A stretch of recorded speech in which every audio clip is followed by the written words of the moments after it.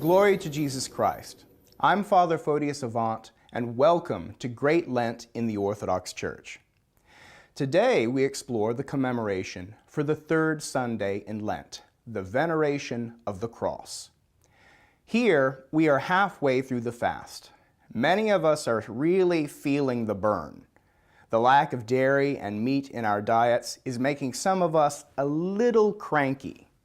A sharp word to a loved one over a mistake, or choice words shouted to drivers who are less than conscientious, show that we are a little on edge. Some of us haven't been keeping the fast very well. The frequent opportunities to break the fast that our jobs and our circumstances present to us are a bit more than we can bear. Some of us haven't been fasting at all and feel varying degrees of guilt because of it. Wherever we are, and however well or poorly we are doing, we need to be redirected to our goal. The cross stands at the halfway point in the fast, reminding us where we are headed on our journey, to the cross. Our Lord Jesus Christ tells us what we must do if we want to be His disciples. If any man will come after me, let him deny himself and take up his cross and follow me. But what does this mean exactly? How do we take up the cross? Unfortunately, we Christians can get a little too poetic about what constitutes a cross. My boss is so harsh and mean, and he's always criticizing everything I do, and he doesn't appreciate me. I just suppose this is my cross that I have to bear. I have tried everything to quit smoking, Father. The patches, the gum, cold turkey, nothing works. It's my cross, you know? While those circumstances might be unpleasant or even genuinely distressing, none of them constitutes a cross.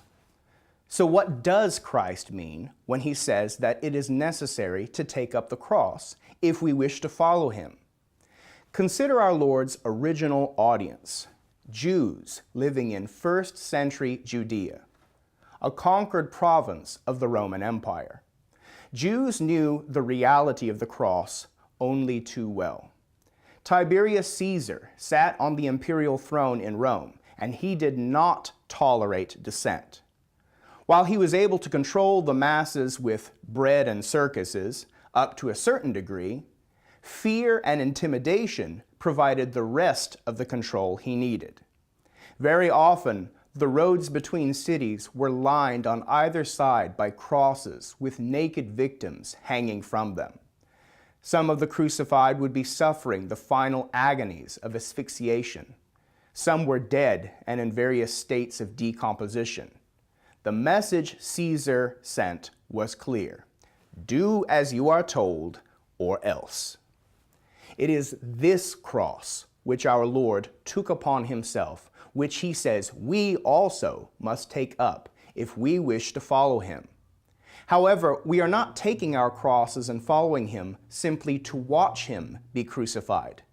We are doing this so that we might be crucified with Him. This is the narrow path of the Christian. If we seek the glorious joy of the resurrection, we must first endure the crucifixion. But how can we do such a thing? How can we make such an enormous sacrifice with our very lives? How can we prepare for such a thing? We can prepare for it by dying to ourselves in numerous small ways. We can deny ourselves by fasting from meat and dairy and increasing our prayer. We can deny ourselves by abstaining from various entertainments. We can prepare for it by giving to the poor and needy. If we can say no to ourselves in the 10,000 little things in our lives, then saying yes to Christ and enduring crucifixion with Him will be easier. May God bless you and preserve you and draw you ever nearer to Himself.